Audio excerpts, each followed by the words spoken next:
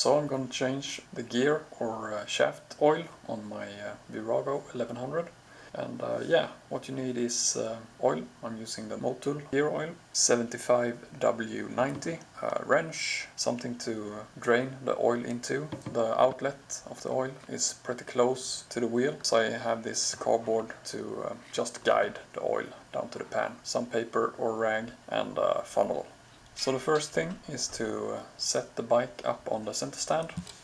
I started off with taking the upper bolt, or actually in the middle, on the back side of the shaft here, where you will pour the new oil, wiping the bolt and also check this brass washer to see so that's okay.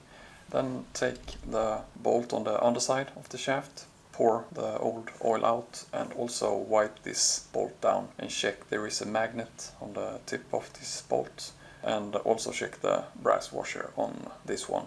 And then when it's all drained, you put the bolt back underneath and then you pour in the new oil with the funnel. And according to the manual, it should be 2 deciliters or 200 milliliters. And yeah, then you're all done.